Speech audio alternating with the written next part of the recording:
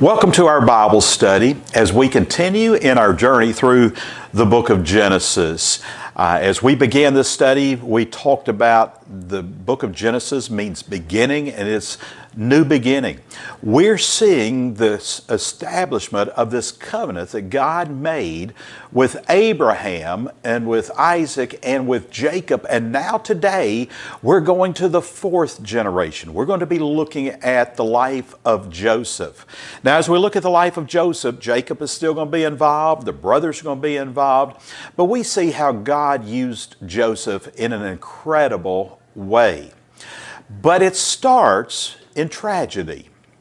Like many of you, I have dealt with some skin cancers. I've had a few surgeries where they have removed some different types of skin cancer from me. But a couple of weeks ago, I went to the dermatologist, and the dermatologist says, we've got to do some treatment because you have some precancerous spots.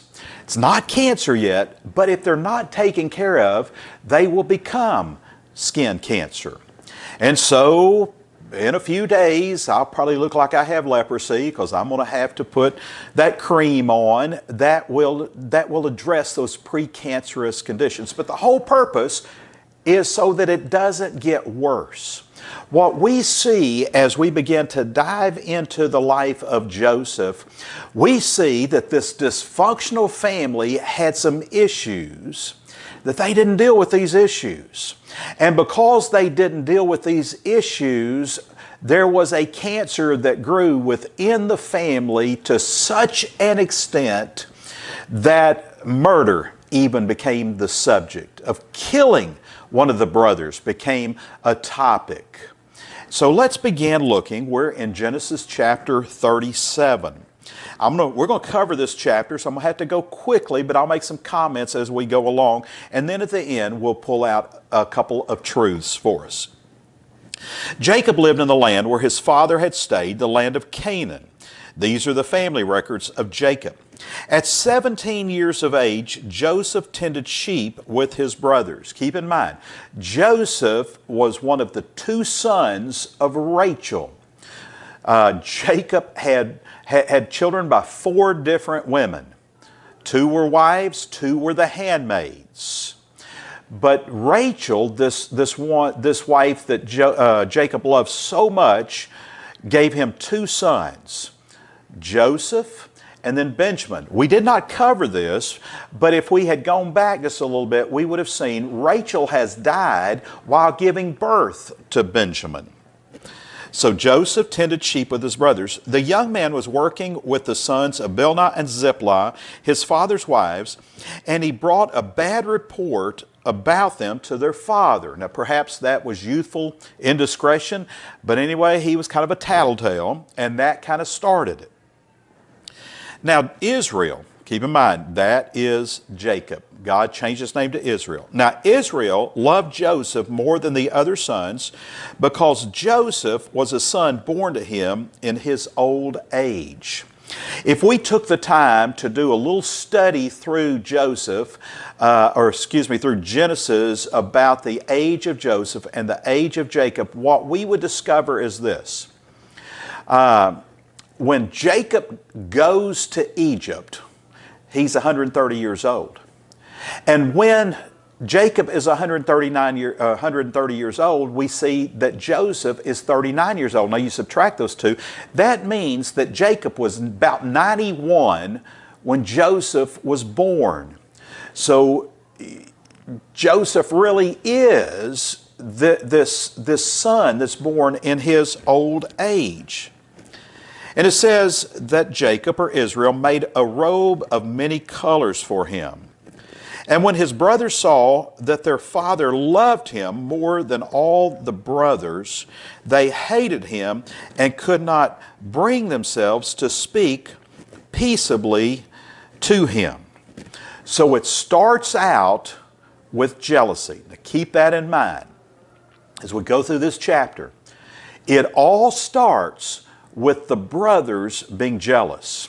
You may say, well, they had a right to be jealous. Dad treated him better than he treated the other brothers.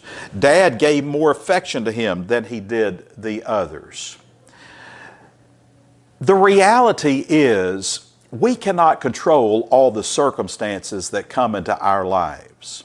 These brothers could not control the circumstance that their dad perhaps unfairly did give preference to Joseph. But that does not give them an excuse to bear a sense and jealousy within their hearts and lives. Jealousy is this precancerous condition that if it's not dealt with, it will become cancer at some point in time, and it does in their lives. So keep in mind, all of this started with jealousy. Verse number 5. Then Joseph had a dream. When he told it to his brothers, they hated him even more. He said to them, "Listen to this dream I had. There we were, binding sheaves of grain in the field. Suddenly my sheaf stood up, and your sheaves gathered around it and bowed down to my sheaf." "Are you really going to reign over us?" the brothers asked him. "Are you really going to rule us?" So they hated him even more because of his dream and what he had said. We don't know exactly the age difference between the brothers, but Reuben is the oldest, and Joseph is the next to the youngest. Benjamin's the youngest. Keep in mind, Joseph was born in Jacob's old age. To the best that we can guess, and this is a guess, it's not hard facts, but more than likely there's somewhere 12 to 15 years difference between Reuben and Joseph. So let's just go with that 15 years, which is not an unreasonable thing to think, 15 years. So if Joseph is 17, that would mean that Reuben is 32. So these brothers are stair-stepped in age, going down from 32 down to around 17 years of age. So Joseph has this dream, and perhaps it's youthful indiscretion. It's not necessarily wise that he told this dream, but he did. But the dream had everything to do with the older brothers serving the younger brother. That's not the way it went in that culture. Remember, it all had to do with the older ones. So the jealousy that started because the father gave preference to Joseph, the jealousy has now turned to hatred that we find in verse number 5. But then it turns into hated him even more in verse number 8. Do you see the progression? Jealousy, hatred, even more extreme hatred. But it doesn't stop there. Verse number 9. Then Joseph had another dream, and he told to his brothers, "Look, I had another dream. This time the sun, the moon, the 11 stars were bowing down to me." And he told his father and brothers.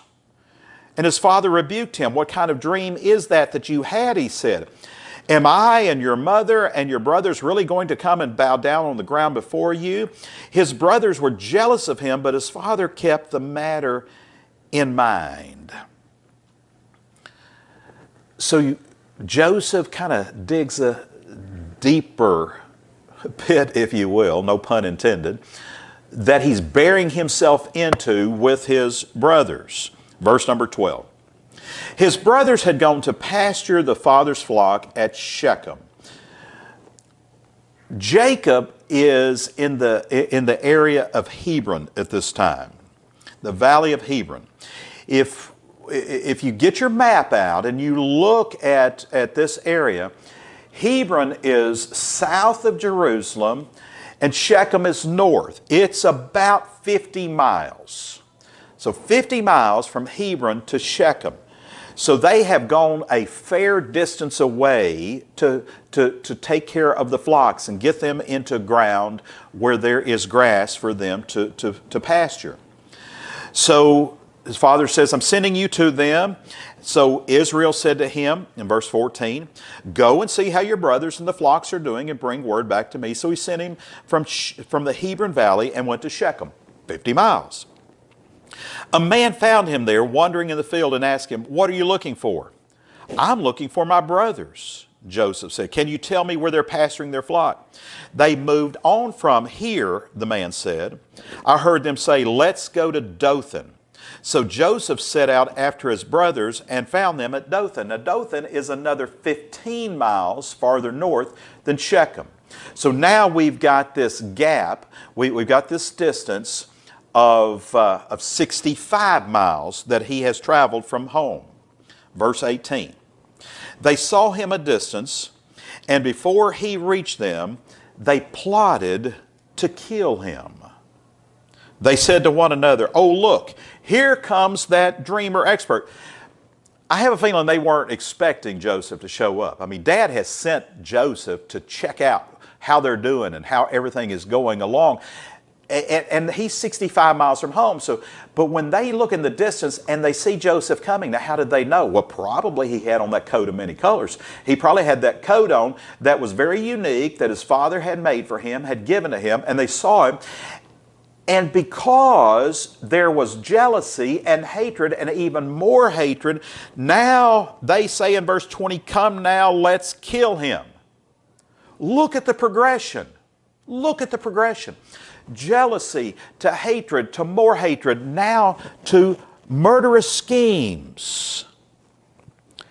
They said, we'll just say that a vicious animal ate him, then we'll see what becomes of his dreams. It's not just murder, it's premeditated murder.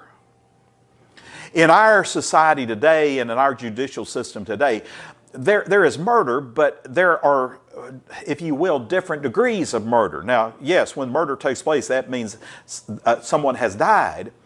But you've heard of second-degree murder, you've heard of first-degree murder, you've heard of premeditated murder. This is premeditated. They are plotting, they are scheming for him to die, and then how to cover it up. Verse number 21. When Reuben heard this, Reuben was the older brother, he tried to save him. He said, let's not take his life. Reuben also said to them, don't shed blood.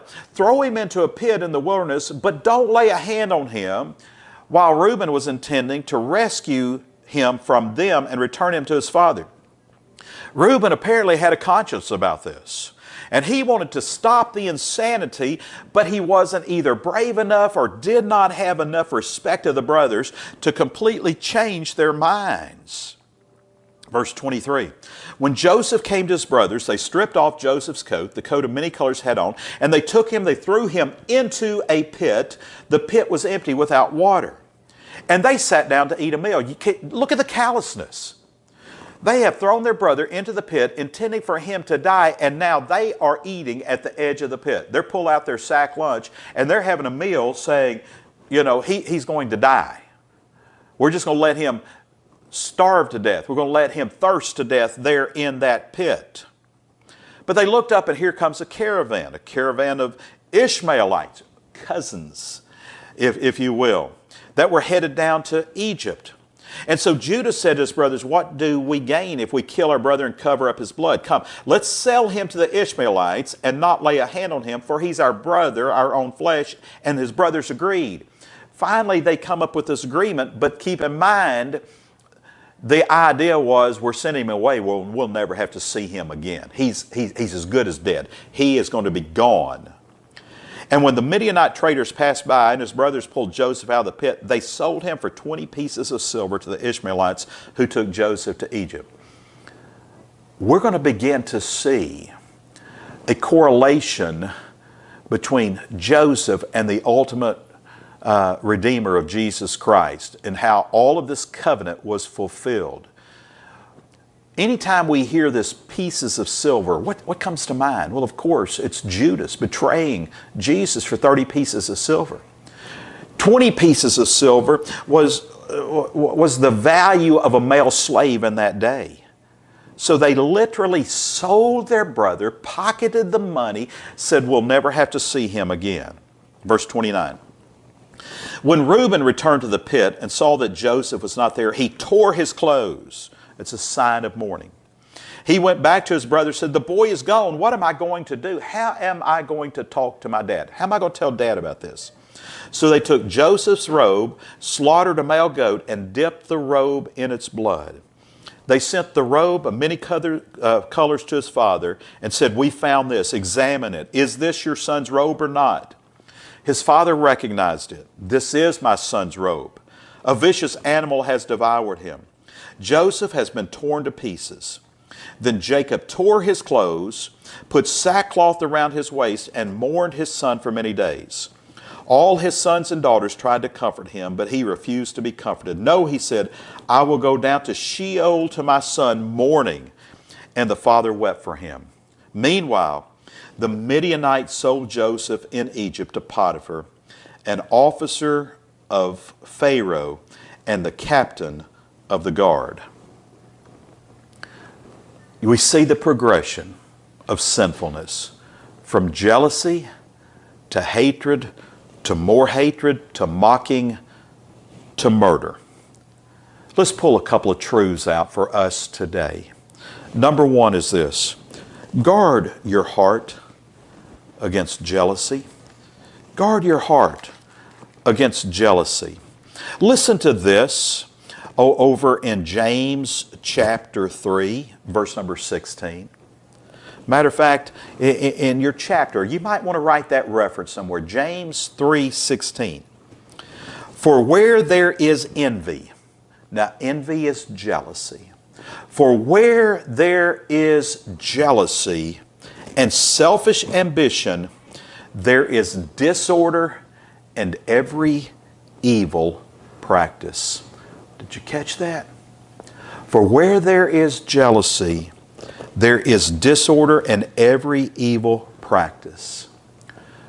Guard your heart from jealousy.